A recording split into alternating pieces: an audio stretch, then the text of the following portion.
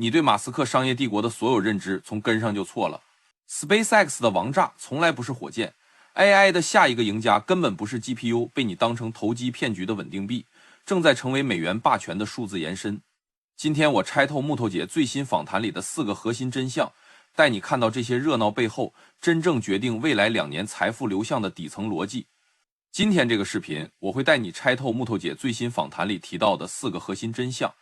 看完你会明白，马斯克所有看似混乱的布局，其实都是一个完美的闭环。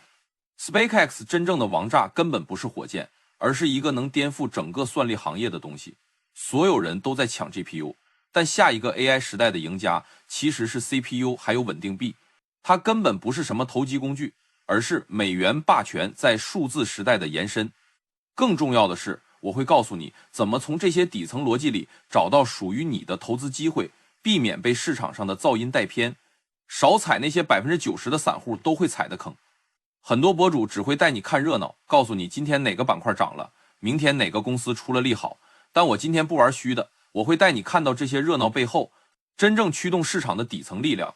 说到这里，我先问大家一个问题，你觉得马斯克是真的想到什么做什么的疯子，还是一个布局了10年的战略家？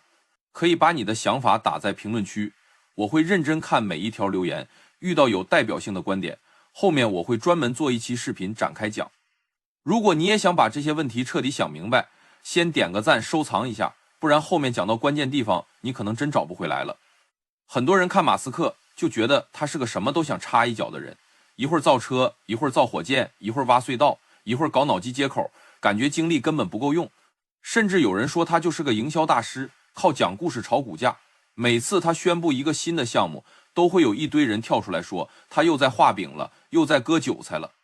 但我要告诉你，这可能是对马斯克最大的误解。在我看来，他不是在分散精力，而是在做一件所有人都不敢做的事儿——收敛。什么是收敛？说白了就是把所有看似不相关的业务都拧成一根绳子，服务于同一个核心目标。而这个核心目标就是打造一个不依赖任何人的从底层硬件到上层应用的完整科技生态。很多人做公司都是先做一个产品，然后围绕这个产品做上下游的延伸。但马斯克不一样，他是先有了一个终极目标，然后倒推需要哪些业务来支撑这个目标，再一个一个把这些业务做出来。你以为特斯拉只是个卖车的？错了，特斯拉现在是全球最大的自动驾驶 AI 训练平台，每一辆在路上跑的特斯拉都是一个移动的数据采集终端，每天都在给马斯克的 AI 系统喂数据。这些数据有多值钱？这么说吧，现在所有的 AI 公司最缺的不是算力，而是真实场景下的高质量数据。OpenAI 训练 GPT-4 用的大部分都是互联网上的公开数据，这些数据虽然多，但质量参差不齐，而且很多都是重复的。而马斯克手里握着全球最多的真实道路上的自动驾驶数据。截止到2024年，全球已经有超过500万辆特斯拉在路上跑，每天产生的数据量超过了 100PB。 这个数据量是任何其他自动驾驶公司都比不了的。有了数据，接下来就是算力。很多人说马斯克依赖英伟达，说没有黄仁勋，马斯克的 AI 梦就做不成。但你有没有发现，特斯拉早就开始自研芯片了？从最早的 FSD 芯片到现在的 Dojo 超级计算机，马斯克一直在做的一件事就是摆脱对英伟达的依赖。为什么？因为如果核心硬件捏在别人手里，你永远都只能看别人的脸色。苹果为什么能在手机行业做到这么高的利润？就是因为它从芯片到系统再到应用，全都是自己的。苹果的 M 系列芯片把 CPU、GPU、神经网络引擎都集成在一块芯片上，性能和功耗都做到了极致。其他手机厂商只能用高通的芯片，用谷歌的系统，利润的大头都被别人拿走了。马斯克走的就是苹果的路，但规模要比苹果大得多。他要做的不是一个手机生态，而是一个覆盖了交通、能源、航天、AI 的超级生态。Dojo 超级计算机就是最好的例子。很多人不知道 Dojo 是专门为自动驾驶训练设计的超级计算机，它的性能比用英伟达 GPU 搭建的超级计算机还要好，而且成本只有后者的1/3。有了 Dojo， 马斯克就不用再看英伟达的脸色，不用再抢那些供不应求的 GPU， 也不用把自己最核心的训练数据交给别人，这才是真正的护城河。有了数据，有了算力，接下来就是网络，这就是星链的作用。星链不仅仅是给偏远地区提供互联网服务，它更是马斯克整个生态的神经网络。未来特斯拉的全自动驾驶需要低延迟的网络连接，每一辆车都要实时和云端进行数据传输。如果用传统的地面网络，根本无法满足这么高的要求，而星链可以提供全球范围内的低延迟的高速网络，不管你在世界上的哪个角落，都能享受到和本地一样的网络速度。不只是特斯拉，未来的太空数据中心需要和地面进行数据传输，脑机接口需要实时的信号连接，甚至火星殖民都离不开星链。星链就像是马斯克整个帝国的血管，把所有的业务都连接在了一起。你看，特斯拉收数据，自研芯片提供算力， AI 公司做大脑，星链提供网络，这4个环节环环相扣，没有一个是多余的。别人做科技公司都是做一个点，而马斯克做的是一个面，是一个完整的商业闭环。他不需要依赖任何第三方供应商，也不需要和任何竞争对手合作，他自己就能形成一个完整的生态，这才是他真正可怕的地方。很多人说马斯克的公司太多了，管理不过来，迟早会出问题。但在我看来，这些公司根本就不是独立的，他们都是同一个大公司的不同部门。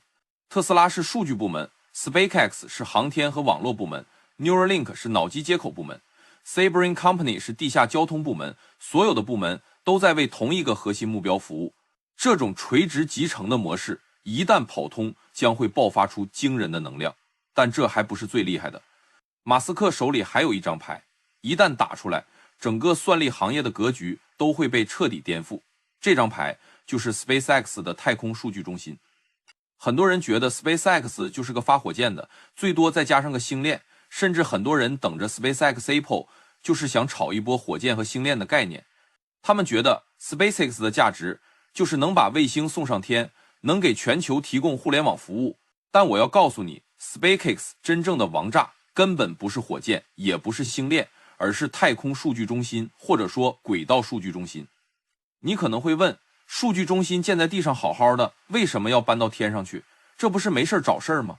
听起来好像很离谱，对吧？但问题就在这里，当所有人都觉得离谱的时候，往往就是机会所在。别急，我给你算一笔账，你就明白了。现在地面上的数据中心面临着3个几乎无解的痛点，这3个痛点已经严重制约了整个算力行业的发展。第一个，空间和合规问题。你想建一个大型数据中心，需要很大的一块地，而且还要离电网近，离骨干网近。但现在很多地方，尤其是发达国家，居民根本不愿意让数据中心建在自己家附近。为什么？因为数据中心噪音大，辐射大，而且还会占用大量的公共资源。你想想，如果你家旁边突然要建一个能供几十万台服务器运行的数据中心，每天24小时不停运转，你会同意吗？肯定不会。所以现在很多地方建数据中心的审批越来越难，周期越来越长，有些地方甚至直接禁止新建大型数据中心。第二个，能源问题。数据中心是名副其实的耗电大户，一个大型数据中心的耗电量相当于一个中等城市的用电量。有数据显示，现在全球数据中心的年耗电量已经占了全球总发电量的 2% 左右，而且这个数字还在以每年 10% 的速度增长。现在全球都在面临能源短缺的问题，电价越来越高，很多数据中心因为电费太贵，根本赚不到钱，甚至有些地方已经开始限制数据中心的用电指标，要求数据中心只能在用电低谷期运行。第三个，也是最致命的一个，散热问题。服务器运行的时候会产生大量的热量，这些热量如果散不出去，服务器就会死机。所以数据中心需要安装大量的空调系统，而这些空调系统的耗电量甚至比服务器本身还要多。有数据显示，一个数据中心的总耗电量里有 40% 到 50% 都用在了散热上，这是一个非常恐怖的数字。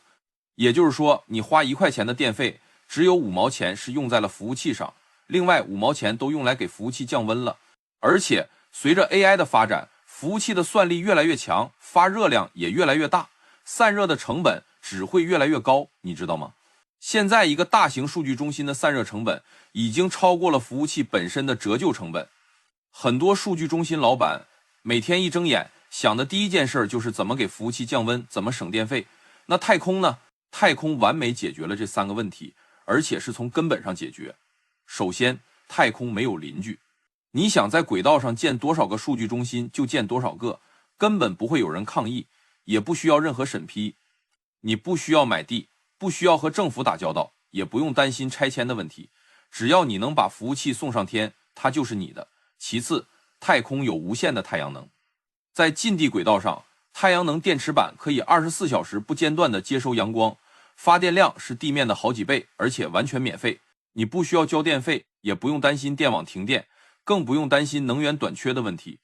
只要太阳还在发光，你的数据中心就永远不会断电。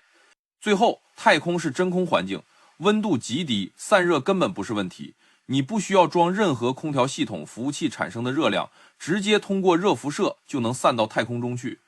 这相当于给整个数据中心装了一个免费的、永远不会坏的散热器。而且太空的温度只有零下270度左右，散热效果比任何地面空调都要好。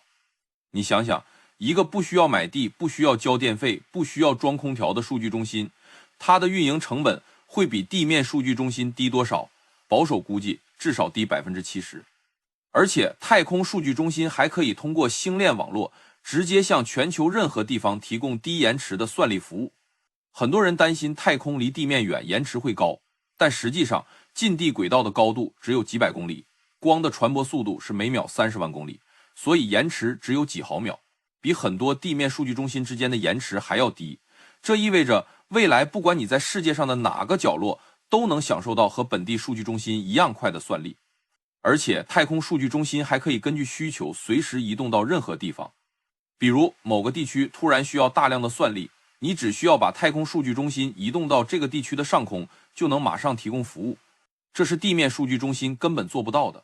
更有意思的是，马斯克其实早在几年前就已经开始布局太空数据中心了，只是很多人都没有注意到。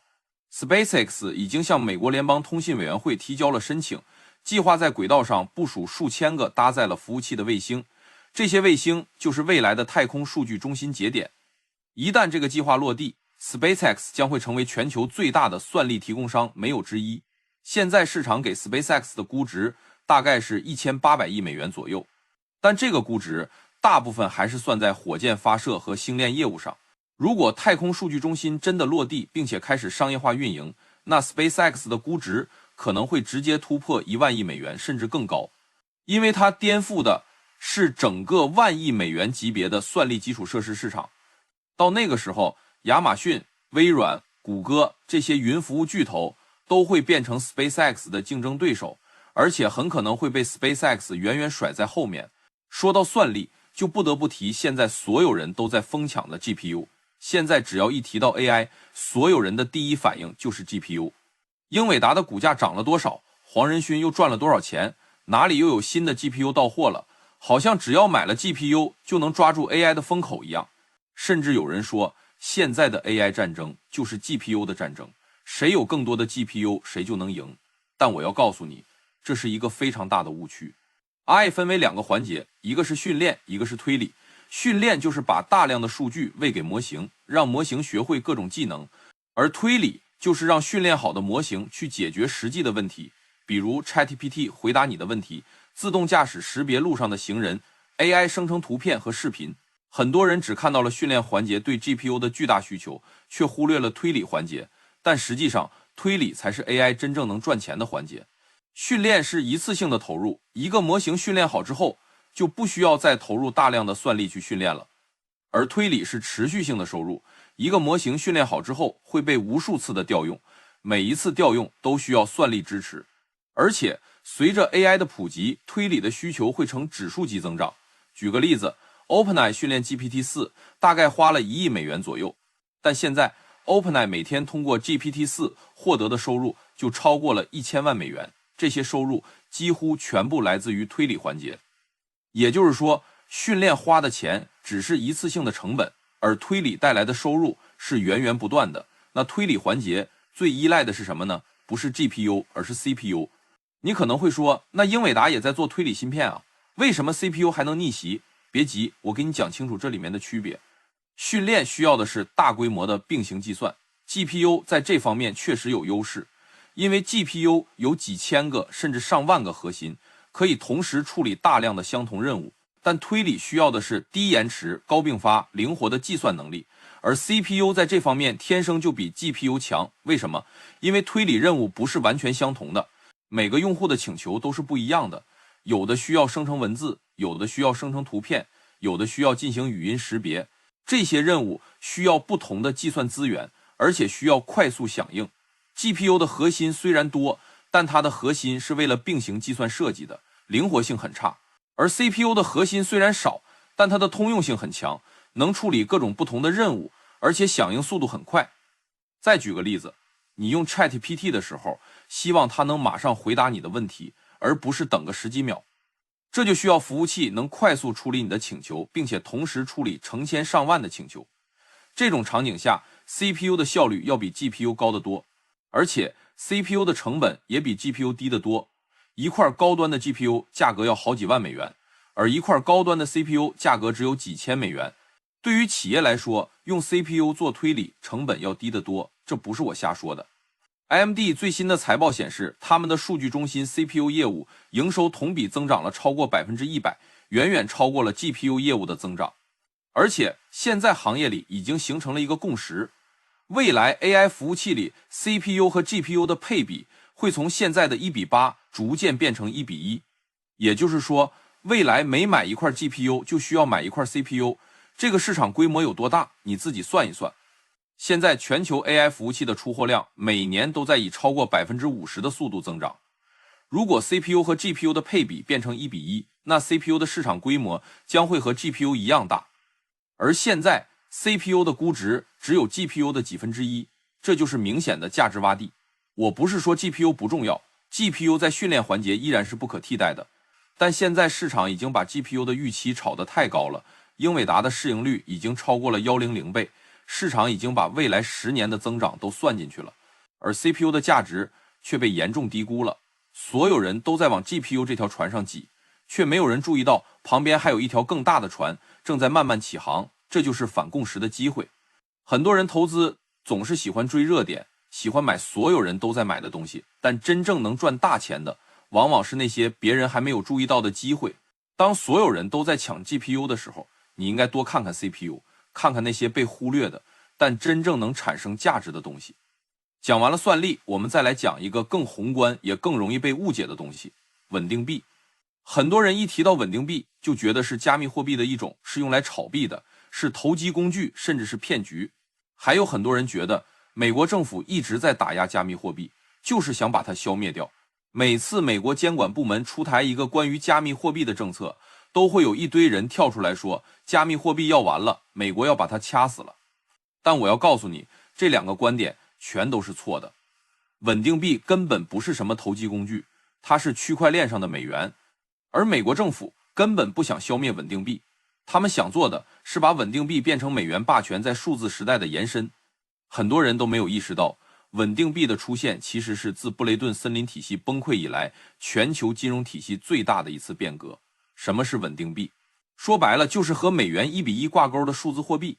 你用$1就能换一个稳定币，你用一个稳定币也能随时换回$1，它的价格是稳定的，不会像比特币那样暴涨暴跌。很多人觉得稳定币就是为了炒币而生的，是用来在加密货币市场里进行交易的媒介，但这只是稳定币最基础的一个用途。稳定币最大的用处是解决跨境支付的痛点。传统的跨境转账需要经过 SWIFT 系统，中间要经过好几个银行，手续费高，到账慢，而且还会被监控。比如你要从美国赚$10,000到中国，可能需要3到5个工作日才能到账，手续费就要几百美元。而且如果银行觉得你的转账有问题，还可以随时冻结你的资金。而用稳定币转账只需要几分钟，手续费几乎为0，而且不受任何银行的限制。只要你有一个钱包地址，不管你在世界上的哪个角落，都可以收到稳定币。没有人能冻结你的资金，也没有人能监控你的交易。这对于全球的跨境贸易和跨境支付来说，是一个革命性的变化。你有没有发现，最近美国政府对稳定币的态度发生了180度的大转弯？以前他们是各种打压、各种监管，甚至把很多加密货币公司赶出了美国。但现在他们却开始主动推动稳定币的立法，想要建立一个完善的稳定币监管体系。为什么？因为他们突然发现稳定币是一个能让美元霸权继续延续下去的完美工具。现在全球的跨境支付大部分都是用美元结算的，这就是美元霸权的基础。美国可以通过 SWIFT 系统监控全球的美元交易，还可以随时冻结其他国家的美元资产。